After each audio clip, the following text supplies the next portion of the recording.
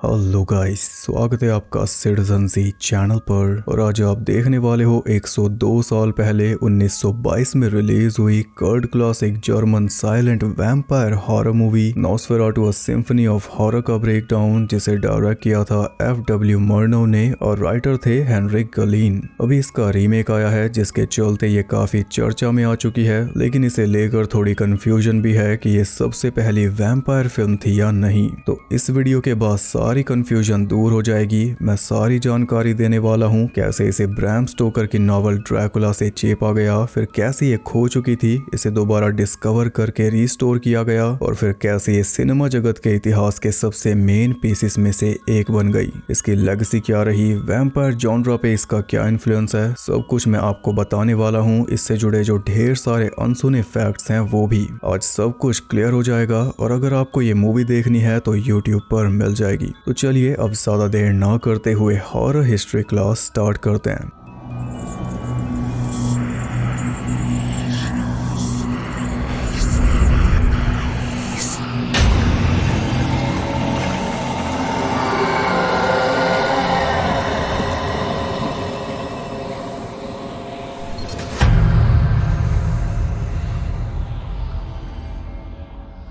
Movie based है 1838 Germany के fictional town विस्बोर्ग में, जहां पर थॉमस हटर अपनी वाइफ एलन के साथ रहता है और दोनों एक दूसरे से बहुत ज्यादा प्यार करते हैं, एक दूसरे के बिना रह नहीं सकते। सुबह सुबह हटर एलन के लिए फूल तोड़ कर लाया तो उन्हें देखकर खुश होने के बजाय वो उदास हो गई। वो बोली कि तुमने इतने प्यारे फूलों को क्यों मार दिया। ये हमें बताने के लिए कि एलन कितनी प्योर हार्टेड है। उसकी मासूमियत देखकर हटर ने उसे गले लगाया और इसके बाद वो अपने काम पर चल दिया, जहाँ रास्ते में उसे मिले प्रोफेसर बोल्वर। हटर काम करता है नॉक नाम के एस्टेट एजेंट के पास, जिसके बारे में टाउन के अंदर कई तरह की अफवाहें फैली हुई हैं और वो दिखने में भी काफी क्रीपी लगता है। जब हटर ऑफिस पहुंचा तो नॉक एक लेटर पढ़ रहा था जो किसी ऑकल्ट लैंग्वेज में था, और उसे पढ़कर वो इतना खुश हुआ कि पूछो मत। वो लेटर भेजा था ट्रांसिल्वेनिया के काउंट ऑरलॉक ने, यानी ड्रैकुला ने। काउंट ऑरलॉक विस्बर्ग में एक सुंदर सा घर खरीदना चाहते हैं, तो नॉक हटर को बुलाकर कहता है कि तुम्हारे घर के सामने जो घर खाली पड़ा है वो परफेक्ट रहेगा।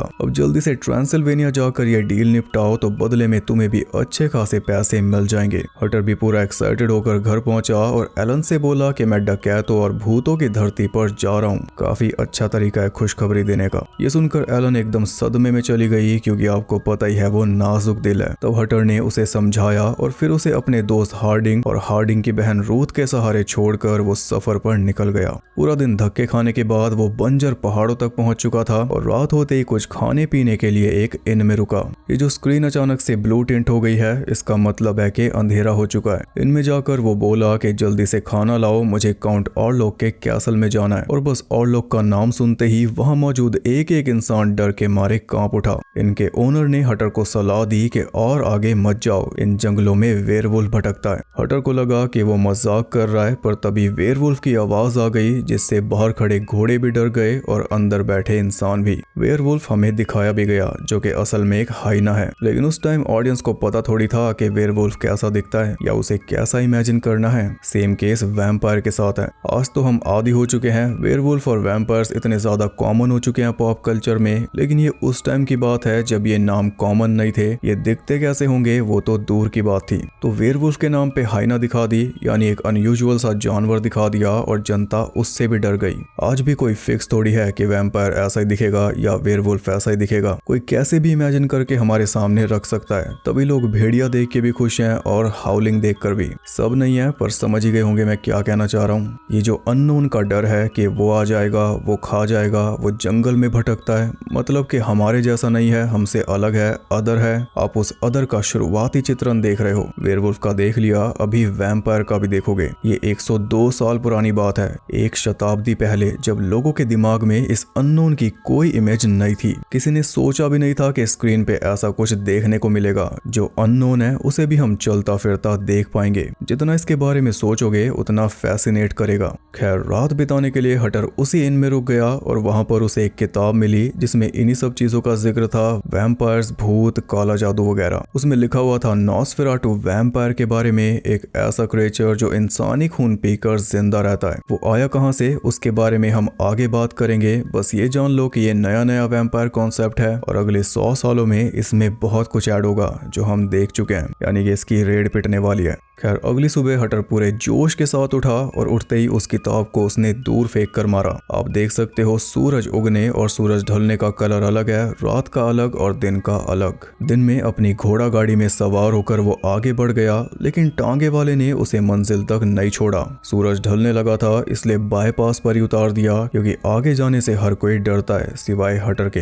वो पैदल ही आगे बढ़ने लगा और जैसे ही उसने पुल पार किया एक खतरनाक सी घोड़ा गाड़ी फुल स्पीड में उसके सामने आकर रुक गई, जिसे चला रहा था नॉसफेराटू यानी काउंट ऑरलॉक, वो भी बहरूपिया बन के। घोड़े भी कवर कर रखे हैं, खुद भी कवर्ड है और ये आइडिया तो आगे जाके बहुत यूज हुआ। राम से मूवीज में बहुत देखी होंगी आपने ऐसी घोड़ा गाड़ी। अब हटर को बैठाकर वो हवा को चीरते हुए किले की तरफ बढ़ गया, यानी वो पक्का मायावी है जो नेचर के रूल से अलग चलता है और उसकी स्पीड बहुत ज्यादा है। ये दिखाने के लिए क्लिप को फास्ट फॉरवर्ड किया गया है खतरनाक म्यूजिक के साथ।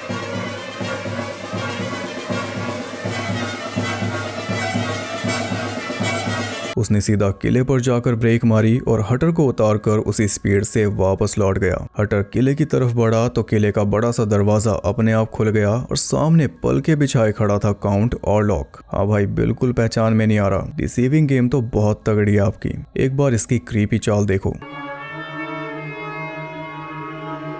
वो हटर से कहता है कि तुमने बहुत वेट करवाया, लगभग आधी रात हो चुकी है, मेरे सारे नौकर सो चुके हैं, जबकि इसके पास एक भी नौकर नहीं है। ये बस ऐसा जताना चाह रहा है कि मैं तो मजबूरी में खड़ा हूँ यहाँ पे, वरना तो नौकर रिसीव करते तुझे, मैं तो राजा हूं ना इस किले का। छल कपट पूरे पीक पर चल रहा है। अंदर जाकर हटर खाना खाने लगा और काउंट ऑरलॉक नॉक का भेजा हुआ लेटर पढ़ने लगा कि तभी 12 बज गए। स्केलेटन वाली घड़ी ने बैल बजाई और काउंट ऑरलॉक ने डरावना सा लुक दिया, जिससे भयभीत होकर हटर एकदम से सुन्न हो गया। उसे पता भी नहीं चला कब ब्रेड काटते काटते उसने अपना अंगूठा काट लिया और खून देखकर ऑरलॉक से भी रहा नहीं गया। हटर का अंगूठा सीधा अपने मुंह में डालकर वो चूसने लगा, जिससे हटर की सांसें और ज्यादा फूल गई। अपना हाथ झटक कर वो डरते हुए ऑरलॉक से दूर हट गया, लेकिन ऑरलॉक फिर से उसके पास आकर बोला, क्या हम थोड़ी देर और जाग सकते हैं? अभी सुबह होने में काफी देर है और सुबह के टाइम मैं सोता हूँ। उसकी बात मानकर हटर चुपचाप चेयर पर बैठ गया और बैठे बैठे कब सो गया उसे पता ही नहीं चला।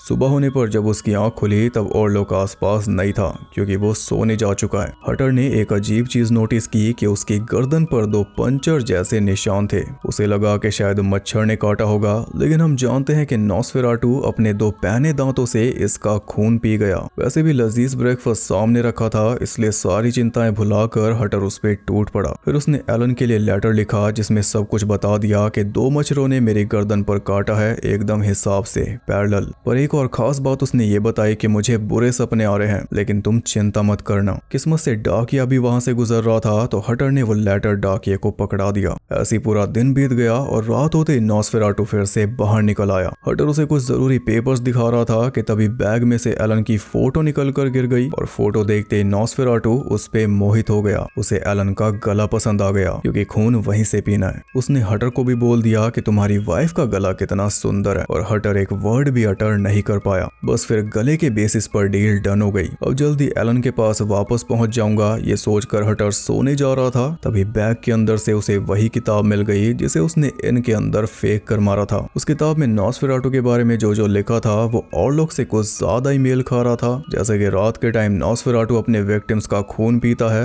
अपने सामने वाले दांत उसकी गर्दन में गड़ाकर, और ऐसे ही निशान इसकी गर्दन पे भी आ गए रात रात में। किताब में ये भी लिखा है कि नॉसफेराटू की परछाई पड़ने से बुरे सपने आने लगते हैं, जो कि इसे आ ही रहे हैं। हटर को थोड़ा शक होने ही लगा था कि तभी 12 बज गए, यानी नॉसफेराटू का लंच टाइम हो गया। अब यहाँ पर आता है एक आइकॉनिक सीन। जैसे हटर अपने रूम का दरवाजा खोलता है, वो देखता है कि सामने नॉसफेराटू खून पीने के लिए तैयार खड़ा है। अब बचने के लिए वो बस दरवाजे को लॉक कर सकता था, लेकिन दरवाजे में लॉक था ही नहीं, इसलिए हड़बड़ाते हुए वो छुपने की जगह ढूंढने लगा। लेकिन इतने में नॉसफेराटू अंदर आ पहुंचा, और ये है एक और आइकॉनिक आइकॉनिक सीन। उसे पास आता देखकर हटर ने चादर ओढ़ ली और डर के मारे वो बेहोश हो गया। 100 साल पहले भी ऐसे ही बचते थे भूतों से, चादर में मुंह देकर। खैर इसी बीच एलन उठकर नींद में चलने लगी। वो बालकनी की रेलिंग पर चल रही थी। जैसे हार्डिंग ने उसे देखा वो बस गिरने वाली थी, पर हार्डिंग ने टाइम रहते उसे पकड़ लिया। डॉक्टर सीवर्स को बुलाया गया तो एलन और अजीब बर्ताव करने लगी, क्योंकि उसे दिखाई दे रहा था कि नॉसफेराटू उसके पति को मारने वाला है। नॉसफेराटू की परछाई हटर के ऊपर छा चुकी थी। तभी एलन ने हटर का नाम पुकारा और ऐसा करते नॉसफेराटू पीछे हट गया। हटर को अकेला छोड़कर वो अपनी सीधी चाल चलते हुए वापस चला गया। इससे ये तो साफ हो गया कि नॉसफेराटू का साया एलन के ऊपर भी पड़ चुका है, सिर्फ फोटो से। ऐसा मायावी है वो। अगले दिन जब हटर उठा तो वो सीधा कासल के बेसमेंट में पहुंचा, जहां पर उसे नॉसफेराटू कॉफिन के अंदर सोता हुआ मिल गया। मौका था उसके पास, फिर भी पता नहीं क्यों वो कासल से निकलकर नहीं भागा, वापस अपने रूम में जाकर बैठ गया। फिर जब रात हुई तो वो देखता है कि नॉसफेराटू घोड़ा गाड़ी के ऊपर कॉफिन्स को स्टैक कर रहा है और आखिरी कॉफिन में खुद लेटकर वो निकल गया। कहां पर? एलन के पास। हटर रूम के अंदर बंद था, लेकिन बात एलन की थी, इसलिए जुगाड़ करके वो भी विंडो से लटक कर कूद गया और कुछ इस तरह पहुंच गया सीधा हॉस्पिटल में। इधर कॉफिन्स राफ्ट पर लादे गए और ऐसे ही पानी के रास्ते पोर्ट पर पहुंचे, जहां पे उन्हें एम्प्यूसा नाम की शिप पर लोड किया जाने लगा। इसी बीच उनमें से एक कॉफिन को खोला गया तो उसमें से निकली मिट्टी और ढेर सारे चूहे जो हर तरफ फैल गए। आपको बता दूं कि नॉसफेराटू बाकी वैम्पायर से अलग है। ये अपने साथ ब्लैक डेथ लेकर चलता है, सिंपल भाषा में प्लेग, जिसे फैलाते हैं ये चूहे। नॉसफेराटू सही मायने में नकारात्मक है। बीमारी, बुरे सपने, खौफ, मौत, हर एक नेगेटिव चीज इसके साथ साथ चलती है। सिर्फ इसकी परछाई पड़ने से शहर के शहर उजड़ जाते हैं। अभी आप देखोगे कैसे। अब जैसे जैसे नॉसफेराटू का शिप करीब आता जा रहा था, उसके साय से नॉक की दिमागी हालत बिगड़ती जा रही थी। वो कीड़े मकोड़े खाने लगा था और दूसरों के लिए खतरा भी साबित हो सकता था, इसलिए उसे मेंटल हॉस्पिटल में ले जाकर बंद कर दिया। इसी बीच प्रोफेसर बुल्वर अपने स्टूडेंट्स को दिखा रहा था कि नेचर कितनी मिस्टीरियस है। एक कार्निवोरस प्लांट जो मक्खी को फंसाकर खा जाता है, बिल्कुल किसी वैम्पायर की तरह, और एक पॉलिप जो कि ट्रांसपेरेंट है, जिसका लगभग कोई वजन नहीं है, बिल्कुल किसी फैंटम की तरह। इसी बीच एलन भी समंदर किनारे बैठकर हटर की राह देख रही थी। तभी उसे पता चलता है कि हटर का लेटर आया है, वही जो उसने डाकिये को दिया था। और वो लेटर पढ़कर एलन समझ गई कि जो बुरे सपने उसे आ रहे हैं उनका कुछ तो मतलब जरूर है। उधर हटर हॉस्पिटल से निकल चुका था और पूरी कोशिश कर रहा था कि छोटे रास्ते से होते हुए नॉसफेराटू से पहले वेस्बर्ग पहुंच जाऊं। इधर नॉसफेराटू का शिप भी आगे बढ़ता जा रहा था और सफर में जिस भी पोर्ट पर वो शिप रुकता वहां पर तबाही मचाता जा रहा था, यानी कि प्लेग फैलाता जा रहा था। लोगों को लग रहा था कि चूहे कर रहे हैं, लेकिन असली काम नॉसफेराटू खुद कर रहा था। सारे जवान लोगों का खून पीकर उन्हें मारता जा रहा था। साथ ही शिप का जो पूरा क्रू था वो भी एक एक करके नॉसफेराटू ने पूरा खत्म कर दिया। इसी छोटी सी जर्नी पर अभी एक फिल्म बनी थी, the last voyage of the Demeter. किसी ने देखी है तो बता देना। आए दिन कैप्टन एक क्रूमेट की लाश को पानी में फेंकता गया और ऐसा करते करते आखिर में बस 2 लोग बचे, एक कैप्टन और एक उसका साथी। वो दोनों भी तंग आ चुके थे, इसलिए थक हार कर कैप्टन का साथी एक कुल्हाड़ी लेकर नीचे गया और कॉफिन्स को तोड़ने लगा। कॉफिन्स में से चूहे तो निकल ही रहे थे, साथ ही साथ खतरनाक एंट्री लेते हुए नॉसफेराटू भी निकल गया और उसका भयानक रूप देखकर वो आदमी इतना ज्यादा टेरिफाइड हो गया कि उसने खुद इस समंदर में कूदकर अपनी जान दे दी। ये देखकर कैप्टन भी अपना इंतजाम करने लगा कि तभी एक और आइकॉनिक सीन देते हुए नॉसफेराटू ऊपर आया और कैप्टन को भी निचोड़ गया। अब शिप का नया कैप्टन नॉसफेराटू बन चुका था और आप तो जानते ही हो वो स्पीड में कितना बिलीव रखता है। सिर्फ अपनी सांसों से उसने शिप की स्पीड हद से ज्यादा तेज कर दी। इधर एलन भी उसके वश में थी, तो वो भी उसी के आने का वेट कर रही थी। बोल रही थी कि वो आने वाला है, मुझे उसके पास जाना होगा। अब कंफ्यूज कर दिया ना ये बोलकर, क्या पता किसकी बात कर रही है, नॉसफेराटू की या हटर की, क्योंकि आ तो दोनों ही रहे हैं। कुछ ही समय में नॉसफेराटू का शिप वेस्बर्ग के पोर्ट पर लग गया और नॉक भी बड़ी बेसब्री से उसे आते हुए देख रहा था। फिर स्टॉप मोशन में डेक का दरवाजा खुला और एक और आइकॉनिक सीन देते हुए नॉसफेराटू बाहर निकला। फिर उसके पीछे पीछे चूहे भी निकल आए और पूरे टाउन में फैल गए। वो खुद भी अपना कॉफिन उठाकर वेस्बर्ग की गलियों में भटकता हुआ हटर के सामने वाले घर तक पहुंचा, जिसमें उसने बोट का सहारा भी लिया और घर तक पहुंचकर बिना दरवाजा खोले कॉफिन समेत अंदर चला गया। इतने में बड़ी मुश्किलों का सामना करते हुए हटर भी सही सलामत एलन के पास पहुंच चुका था और इधर नॉक को अपने मास्टर से मिलने की जल्दी हो रही थी, इसलिए गार्ड के ऊपर अटैक करके वो हॉस्पिटल से भाग निकला। सुबह होते ही नॉसफेराटू की शिप चर्चा में आ गई क्योंकि उस पे सिर्फ कैप्टन की लाश मिली और कोई भी नहीं था।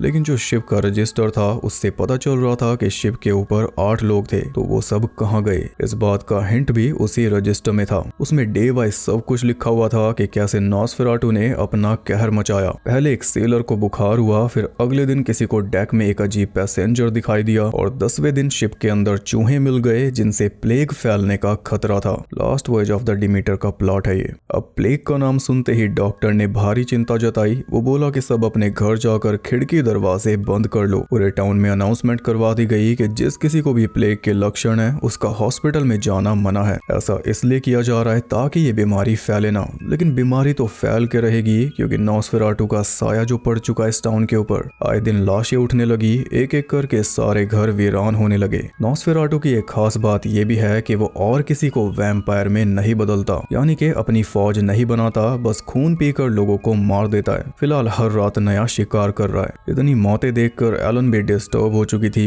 हटर ने उसे मना किया था कि वो वैम्पायर वाली किताब मत पढ़ना, लेकिन उससे रहा नहीं गया और किताब पढ़ते ही उसे नॉसफेराटू के बारे में सब कुछ क्लियर हो गया। उसे कैसे हराना है वो भी। उसे सिर्फ तभी हराया जा सकता है जब कोई प्योर हार्टेड वुमन अपनी सुंदरता से उसे डिस्ट्रैक्ट करे और खुद अपनी मर्जी से अपना खून उसे ऑफर करे। एलन कितनी प्योर हार्टेड है वो तो हम जानते ही हैं और इसके गले पे नॉसफेराटू पहले से फिदा है, तो बस एलन ने भी फैसला कर लिया कि पूरे टाउन को बचाने के लिए वो खुद को सैक्रिफाइस कर देगी। वैसे भी नॉसफेराटू विंडो से चिपक कर उसे ही देखता रहता है, इसका इलाज तो करना ही पड़ेगा। नॉसफेराटू का साया रूथ के ऊपर भी पड़ चुका था, बल्कि टाउन में मुश्किल से ही कोई बचा होगा जो इससे ग्रसित ना हो। ये एक शॉट सब कुछ बयान कर रहा है, कैसे सड़क पूरी सुनसान है, बस लाइन में कॉफिन्स को ले जाया जा रहा है। टाउन में किस हद तक दहशत भर चुकी थी वो बता पाना मुश्किल है, पर अचानक से टाउन की इतनी दुर्गति हो गई, कोई तो चाहिए था ब्लेम करने के लिए। और टाउन में सबसे अलग कौन है? नॉक, जो हॉस्पिटल से भाग निकला था तभी ये सब चालू हुआ। तो बस गुस्से में टाउन के लोग नॉक के पीछे पड़ गए, जो छतों पर बैठकर अपनी जान बचा रहा था। और जब लोगों ने पत्थर बरसाए तो उसे नीचे उतरकर भागना पड़ा।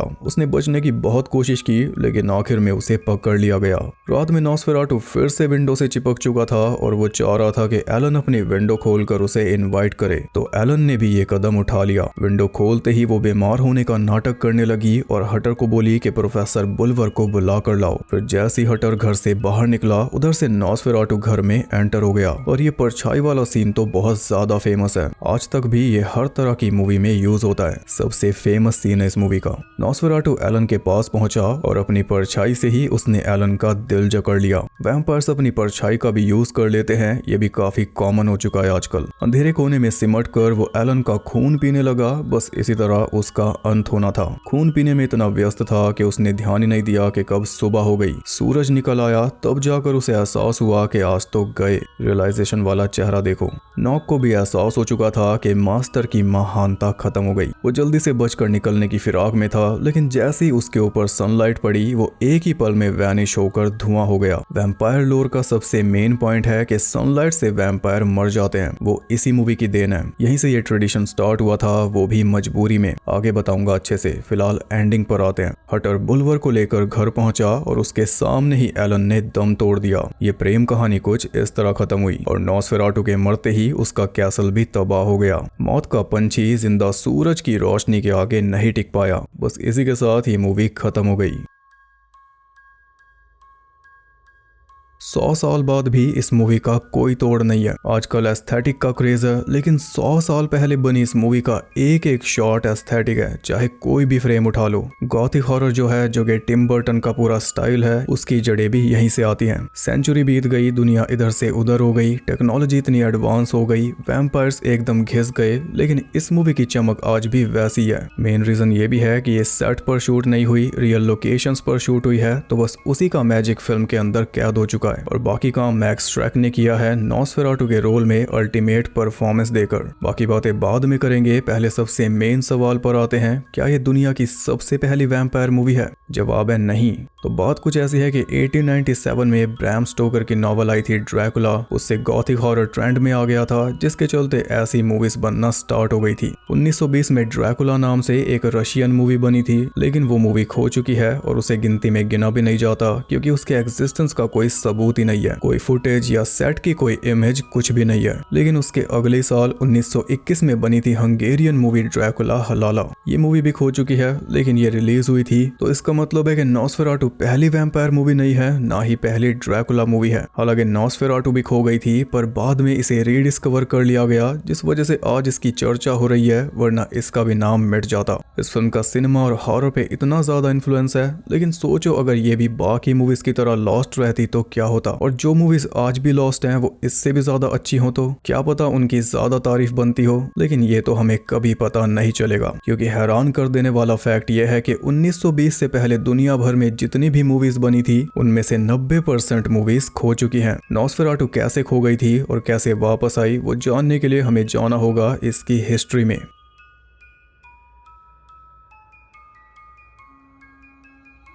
नॉसफेराटू के प्रोड्यूसर थे एल्विन ग्राउ, जो कि ऑकल्टिस्ट थे। 1921 में उन्होंने एक फिल्म स्टूडियो बनाया था, प्राण फिल्म। प्राण नाम लिया था हिंदुओं के प्राण वाले कॉन्सेप्ट से। ये स्टूडियो बनाने का मोटिव यही था कि इसके अंडर सारी ऑकल्ट वाली मूवीज बनाएंगे, सुपरनैचुरल टाइप। तो सबसे पहली मूवी जो बनाई वो थी नॉसफेराटू, जो कि आखिरी बन गई। नॉसफेराटू की रिलीज के बाद स्टूडियो दिवालिया हो गया, यानी नॉसफेराटू प्राण फिल्म की इकलौती मूवी बनकर रह गई। ड्रैकुला नॉवल पे मूवी बनानी थी, लेकिन बिना उसके राइट्स खरीदे 2 नंबर में काम करना था। नॉवल में से कहानी टेप दी और किसी को शक ना हो उसके लिए स्क्रिप्ट में थोड़े बहुत चेंजेस कर दिए। फिर मूवी बनाकर रिलीज भी कर दी और सोचा कि किसी को क्या ही पता चलेगा, लेकिन पता चल गया। ब्रैम स्टोकर की विडो ने इन पे कॉपीराइट का केस ठोक दिया और ऑब्वियसली ये गिल्टी पाए गए। अब बदले में इन्हें पैसे भरने थे, लेकिन भरते कहां से, स्टूडियो तो पहले दिवालिया हो चुका था। तब कोर्ट ने ऑर्डर दिया था कि नॉसफेराटू की जितनी भी कॉपीज हैं, यानी जो भी प्रिंट्स या नेगेटिव्स हैं, उन सबको डिस्ट्रॉय कर दिया जाए। और कोर्ट के ऑर्डर पर सारी कॉपीज डिस्ट्रॉय कर दी गई। ऐसा कोर्ट को लग रहा था। किसी तरह ये मूवी सरवाइव कर गई, क्योंकि किस्मत से इसकी 5 कॉपीज बच गई थी, वो भी बाकी कंट्रीज में। अभी 2019 में ही ये वर्ल्ड वाइड पब्लिक डोमेन में आई है, लेकिन उससे पहले भी ये पूरी दुनिया में सर्कुलेट हो रही थी।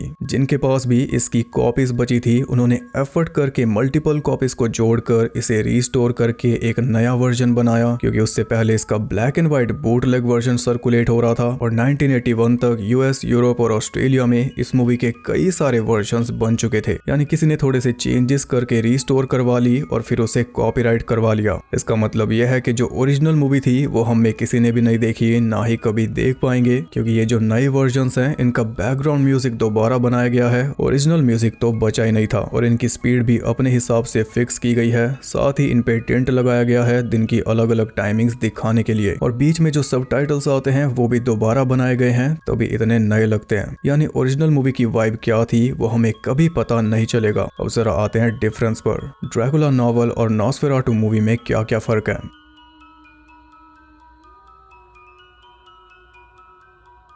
सबसे पहले तो कहानी 1890s के ब्रिटेन से शिफ्ट होकर 1838 के जर्मनी में आ चुकी है। ड्रैकुला का नाम चेंज करके ऑरलॉक कर दिया गया है और जो बाकी कैरेक्टर्स हैं उनके भी नाम चेंज हो चुके हैं। मीना और जॉनथन हार्कर हो गए हैं एलन और थॉमस हटर। वैन हेल्सिंग डॉक्टर बुल्वर हो गया और रेनफील्ड हो गया नॉक। और भी कैरेक्टर्स के साथ कई सारे चेंजेस है, वो जब ड्रैकुला देखोगे तो समझ जाओगे। ड्रैकुला एक वॉरलॉर्ड था जो बैटलफील्ड में मारा गया था, उसके बाद वैम्पायर बना। लेकिन ऑरलॉक का ओरिजिन अलग है, वो आगे बताऊंगा। ड्रैकुला की तरह ऑरलॉक अपने विक्टिम्स को वैम्पायर नहीं बनाता। ऑरलॉक सनलाइट में आते ही मर गया, लेकिन ड्रैकुला सनलाइट से सिर्फ वीक होता है, मरता नहीं। ड्रैकुला इंसान जैसा ही दिखता है, इसलिए वो इंसानों के बीच में घुल मिल जाता है, जबकि नॉसफेराटू एकदम ही इनह्यूमन दिखता है, एकदम जिंदा लाश। फन फैक्ट आपको बता दूं कि पाकिस्तान में भी एक ड्रैकुला मूवी बनी थी, ड्रैकुला इन पाकिस्तान, एक ये जिंदा लाश, एक ये द लिविंग कॉप्स। और मजे की बात यह है कि वो भी खो गई थी, लेकिन फिर बाद में मिल गई। उसकी जानकारी उसकी वीडियो वीडियो में दूंगा। फिलहाल ये है सारे मेन चेंजेस जिन्होंने नॉसफेराटू को ड्रैकुला से अलग कर दिया। यानी कि आज तक जितने भी ड्रैकुला स्क्रीन पर दिखाए गए हैं वो सब एक तरफ और नॉसफेराटू अकेला एक तरफ। ड्रैकुला जहां ड्रैकुला हाशमी बन चुका है, वहीं नॉसफेराटू का ऑरा अब भी वही है, इसलिए नई नॉसफेराटू का इतना ज्यादा क्रेज है। अब आते हैं नॉसफेराटू के ओरिजिन पर।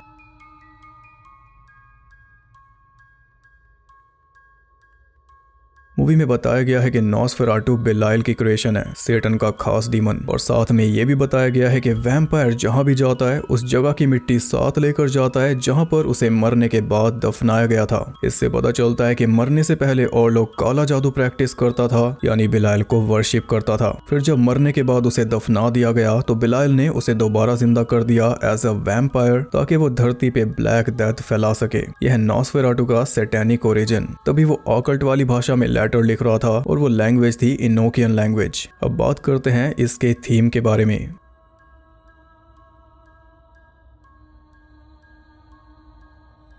नॉसफेराटू का मेन थीम है किसी गैर का डर, फियर ऑफ द अदर। कोई गैर बाहर से आएगा और सब कुछ तबाह कर देगा। मेन थीम तो यही है, लेकिन जो अंडरलाइन थीम है वो दिखता है एंटी सेमेटिक यानी एंटी ज्यूस। काउंट ऑर्लोक का जो लुक है, उसकी बड़ी सी हुक जैसी नाक है, लंबे नाखून है और बिना बालों का बड़ा सा सर है। उस टाइम पे ज्यूस को ऐसे स्टीरियोटाइप किया जाता था। देखने में वो चूहे जैसा दिखता है। ज्यूस को भी चूहों से इक्वेट किया जाता था। नॉसफेराटू के साथ चूहे चलते हैं जो बीमारी फैलाते हैं। ज्यूस को भी बीमारी फैलाने वाला ही बोला जाता था। नॉसफेराटू का भारी इंटरेस्ट है कि उसे जर्मन टाउन में प्रॉपर्टी खरीदनी है। जैसा कि ज्यूस के बारे में बोला ही जाता है कि ये पैसा फेंक के सब कुछ खरीद लेंगे, और प्रॉपर्टी खरीदने में उसकी मदद कर रहा है नॉक। उसी की तरह एक क्रीपी सा दिखने वाला आदमी यानी एक और ज्यू, एक बाहरी आदमी हमारी धरती पर आकर हमारी धरती को इन्वेड करवा रहा है। आउटसाइडर आएंगे और हमारी जमीन कब्जा लेंगे। 1922 के टाइम में पूरे नॉर्दर्न यूरोप में यही सेंटिमेंट था। इस मूवी की कहानी ब्रिटेन के बजाय जर्मनी में शिफ्ट की गई है, क्योंकि डायरेक्टर इसे जर्मन ऑडियंस के लिए बना रहे थे। फिर कुछ सालों बाद ज्यूस के साथ क्या हुआ था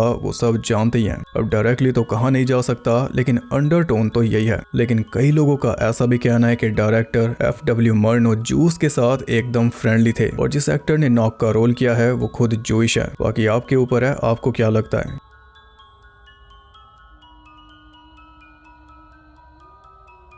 नॉसफेराटू की मेकिंग का आइडिया आता है वर्ल्ड वॉर 1 के टाइम पे। उस वॉर में प्रोड्यूसर एल्बिन ग्राउ भी सर्व कर रहे थे, डायरेक्टर FW मर्नो भी, और नॉसफेराटू का रोल करने वाले मैक्स ट्रैक भी। एल्बिन ग्राउ सर्बियन फ्रंट पे थे, और वहां पर एक लोकल फार्मर ने उन्हें बताया था कि मेरे फादर एक अनडेड वैम्पायर बन चुके हैं। बस वहीं से इस फिल्म को बनाने के आइडिया ने जन्म लिया, क्योंकि वॉर भी तो एक वैम्पायर की तरह है जो ना जाने कितनों का खून पी जाती है। ग्राउ का शुरू से ही ऑकल्ट में इंटरेस्ट था, इसलिए फिल्म के अंदर मेजॉरिटी काम उन्होंने खुद किया। जैसे कि नॉसफेराटू का लुक कैसा होगा वो तय किया, फिल्म का सारा मेकअप, कॉस्ट्यूम सब कुछ खुद किया, और जो इनोकियन भाषा वाला लेटर था वो भी खुद लिखा। फिल्म के पोस्टर बनाए, ऐड की, यानी पूरा विजुअल स्टाइल उन्हीं का था। अब बात करते हैं इसकी लेगेसी के बारे में।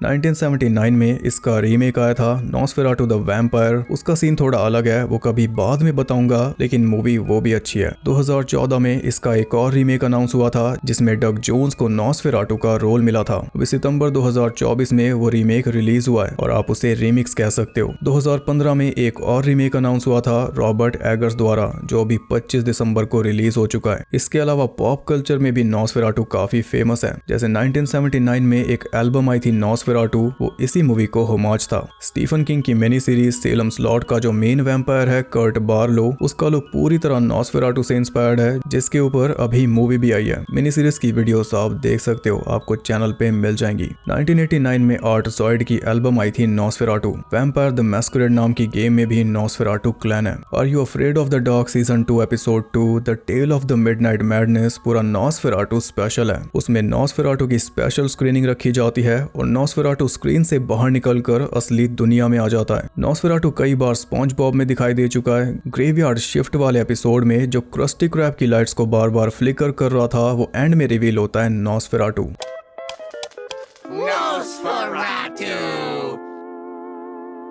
बस लाइटईयर ऑफ स्टार कमांड में एक रोबोटिक वैम्पायर था जिसका नाम था नॉसफोर-A2। 2000 में शैडो ऑफ द वैम्पायर नाम की फिल्म आई थी जो नॉसफेराटू के शूटिंग के रूमर्स पर बेस्ड थी। रूमर्स ये है कि मैक्स श्रैक जिन्होंने नॉसफेराटू का रोल किया वो एक असली वैम्पायर थे और सच में एक्टर्स का खून पीते थे। ये सब डायरेक्टर F.W. मर्नो की देख रेख में होता रहा। ये अफवाह थी। अब इस रोल में वो देखते इतने रियल हैं कि उस टाइम पे ऐसी अफवाहें तो फैलनी थी, पर इस पे एक पूरी फिल्म बनी है जो कि ऑस्कर के लिए नॉमिनेट हुई थी। ये बात मजेदार है। और उस मूवी में नॉसफेराटू यानी मैक्स श्रैक का रोल किया था विलियम डेफो ने, जो नई वाली नॉसफेराटू में भी नजर आएंगे। रेड डेड रिडेम्पशन 2 में आपको एक वैम्पायर मिल सकता है जो एकदम नॉसफेराटू है। इसके अलावा भी बहुत ज्यादा इन्फ्लुएंस है इस मूवी के, सब कुछ मैं नहीं बता सकता, पर इतने से आप समझ ही गए होंगे। अब बात करते हैं इंटरेस्टिंग फैक्ट्स के बारे में।